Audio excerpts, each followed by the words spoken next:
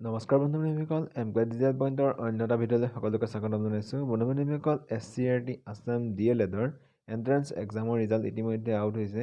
আপোনালোকে এই ভিডিঅ'টোৰ জৰিয়তে ৰিজাল্টৰ সবিশেষ জানিব পাৰিব।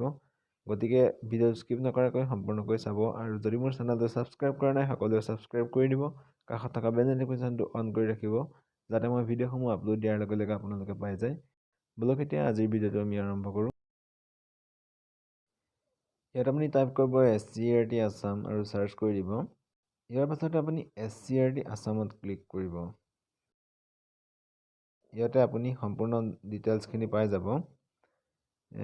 আপোনালোকৰ 17, 18 আৰু 19 নৱেম্বৰ তাৰিখে ফাইনেল চিলেকশ্যন হ'ব আৰু 23 নৱেম্বৰ তাৰিখে আপোনালোকৰ সেই চিলেকশ্যনৰ ৰিজাল্টটো ডিক্লেয়াৰ কৰিব। ফাইনেল লিষ্ট ওলাব 23 নৱেম্বৰ তাৰিখে।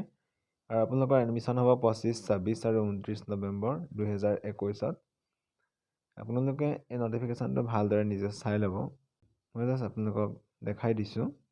আৰু আপোনালোকে ৰিজাল্টটো চেক কৰিবৰ বাবে list of candidate for counselling তাত আপুনি ক্লিক কৰিব।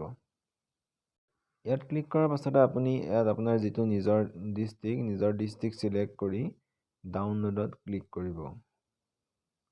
মোৰ যিহেতু যোৰহাট, মই যোৰহাট ডিষ্ট্ৰিক্টটো আপোনাক চিলেক্ট কৰি দেখাইছোঁ।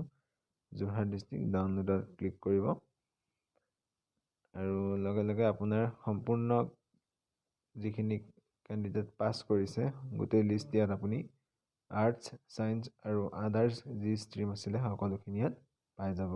এনেদৰে আপুনি আপোনাৰ ৰিজাল্টটো চেক কৰি ল'ব। আজিৰ ভিডিঅ'টোত ইমানেই আছিল। যদি ভাল লাগিলে লাইক, কমেণ্ট, শ্বেয়াৰ কৰিব। লগতে মোৰ চেনেলটো ছাবস্ক্ৰাইব কৰি দিবলৈ নাপাহৰিব। ধন্যবাদ। জয় অসম।